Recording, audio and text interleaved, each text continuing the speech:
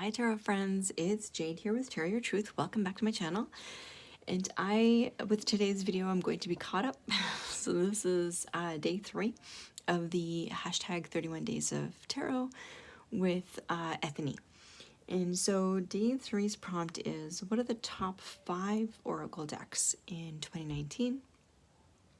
So for me, this, because I only started studying tarot and oracle, for that matter, in 2019, for me they're all top decks. I actually don't have that many oracle decks, but I do have 5, and this one I think I can do in order. So my very favorite oracle deck is this one here. Sorry, I'm gonna adjust this so you don't see my mess. And it is my Angels and Ancestors. I don't have the box with me, but there's the booklet. The box has that image on the front as well. I bought these not too long ago, maybe a month or so ago, and I have been using it every day with a couple of the challenges that I was doing, daily challenges I was doing for the whole month of December.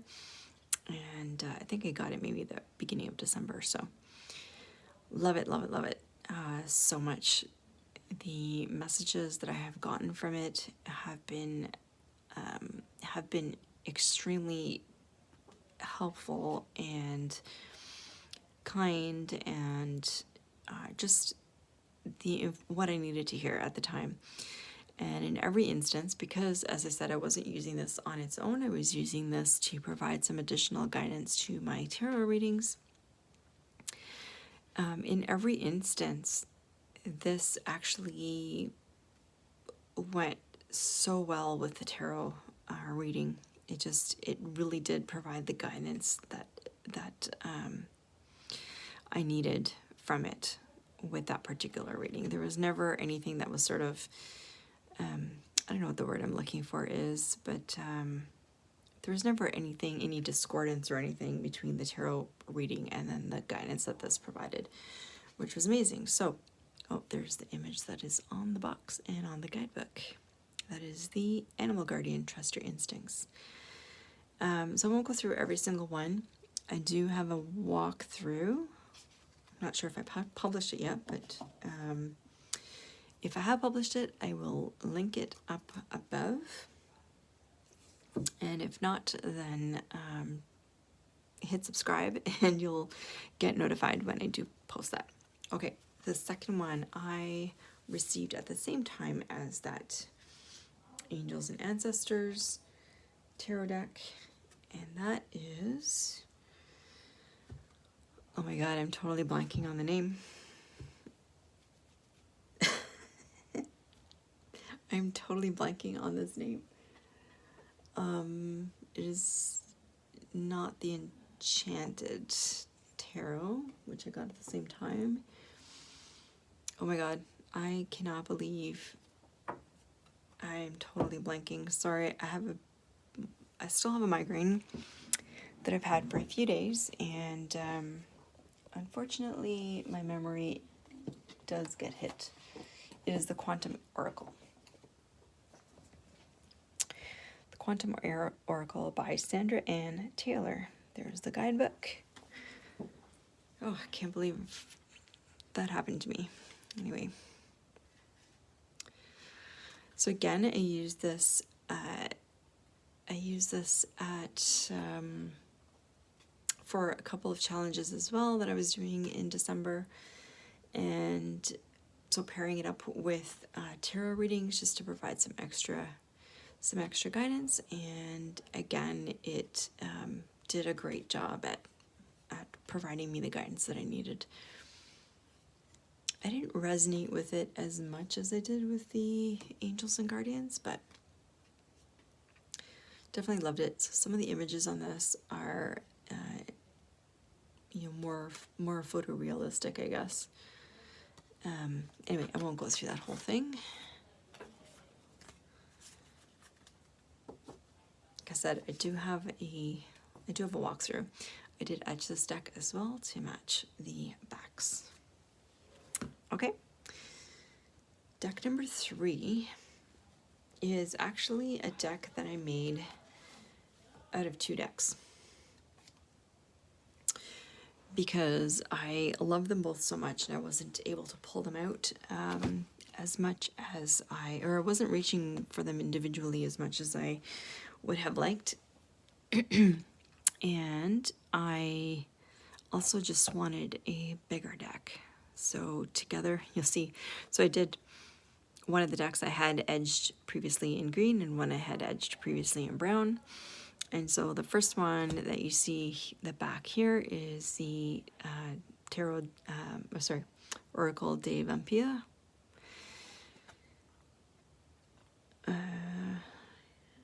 Yes, I believe so.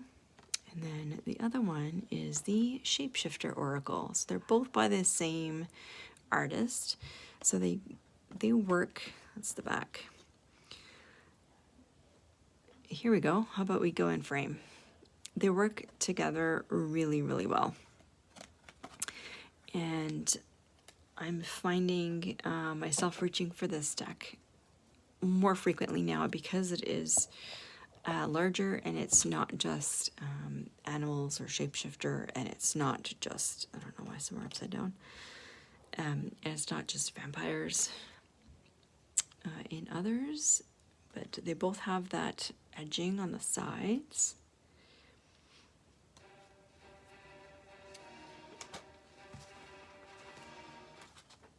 Okay, so I'm not going to go through the whole thing. I'll see if I don't think I have a walkthrough actually.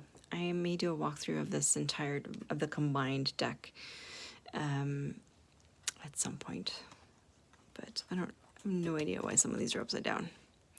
Anyway, so that is the combined Oracle of Vampires and Oracle of the Shapeshifters. Okay, so that is deck number 3. Okay, deck number 4 is one that may surprise some people. And this actually isn't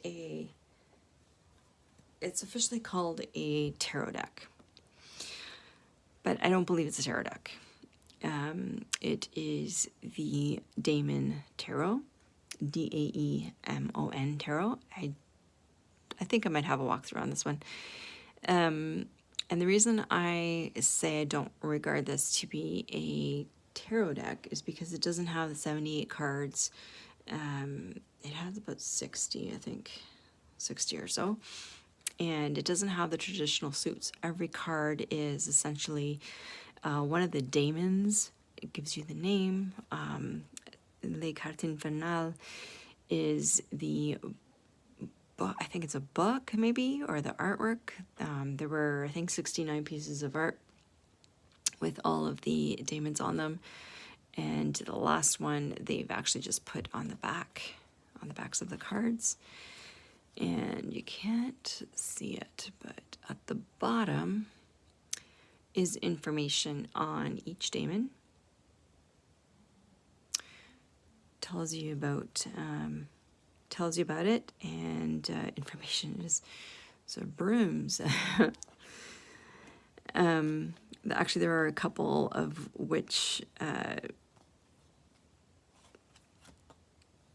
there are a couple of cards that deal with witchcraft. Anyway, so I've been using this as an oracle deck. It is. It took me a couple of months when I got this deck to even open the package, and that is because I didn't go and purchase this deck on its own. I don't think I ever would have. It's just not something that I'm really into. But I had bought a lot of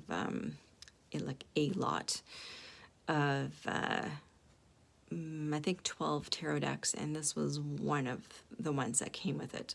I had really bought the lot because of one deck in particular, which is now out of print, and this came with it. So as I said, again, Callie So as I said, this it took me a couple of months to even open it, and then one day I just said, you know, this is ridiculous. Let me just open it and see what it's all about. And it actually really, really surprised me.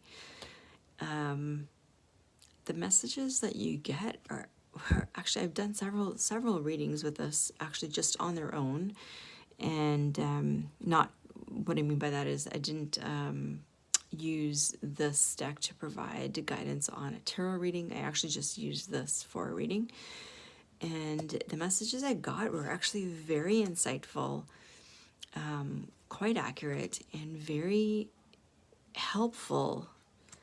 Yeah, I don't know what else to say. It was very positive readings, which, you know, just by looking at the artwork, you wouldn't necessarily think. Now, this is a deck that I would use, you know, something like this. You would use the artwork, and perhaps, you know, even if you didn't have the book, you could sort of go by the text that's here and the images, and sort of intuit what the meaning might be for you in that particular reading. This one doesn't really do that, because it just really tells you a very brief amount about this particular daemon. And so I do actually use the book to read about this. But anyway, yeah, so that is the Daemon Tarot, which I use as an oracle, not article. And that is deck number 4. Okay, and lastly is the deck that I've probably used the most out of all of these. And I've used it daily for several months. I just adore it. I'm trying to open it here. Okay, and sorry for that interruption. My last, and so my fifth and last oracle deck that I've probably worked with the most out of all of the ones I've shown, or any of the oracles that I have actually, is the Oracle of the Divine Feminine. There's the guidebook. I do have a walkthrough of this one for sure. I edged the deck in sort of a goldy brown, I guess, to match the edges there. And I've been working with this deck every day for well, at least 3 months, maybe longer. Sometimes, so for the first several months that I had it, I was really just pulling one card a week, sort of for the goddess energy that I should strive to embody for the week. And so I've still been doing that. But in addition, in the month of December, I used this with my Universal Goddess Tarot to provide additional guidance for all of my readings. And I was using that daily as well. This deck is amazing. I know it, I guess no deck is perfect, right? There's always, you know, something that could be better, I guess, in someone's eyes. And this is probably one of my main issues, is that some of the faces just don't look exactly right. She looks like she's about 12. And that's just not the age that I associate Freya with.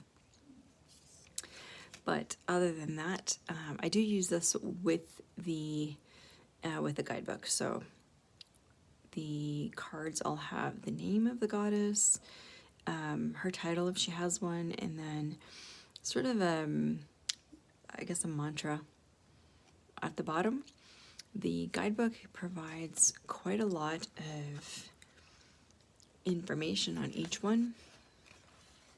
So for example, oh my gosh, I'm not going to try to pronounce that. Maybe Vaira Yogini, the essence of all the Buddhas. It gives you that mantra that's on the bottom of the card. It tells you about her. And let's go to the back. And then you've got a whole page just sort of all about her, so more than a page. And then it gives you a description of when your soul selects her card, a soul voice meditation, and then an intention. So you get, 4 pages sort of per goddess. So I've been really enjoying working with this deck very much. So this one and the Angels and Ancestors Oracle is probably my most used and most favorite decks, Oracle decks so far. All right, and so that is video number 3 on the top 5 Oracle decks that I've used in 2019. We'll see you tomorrow. Bye.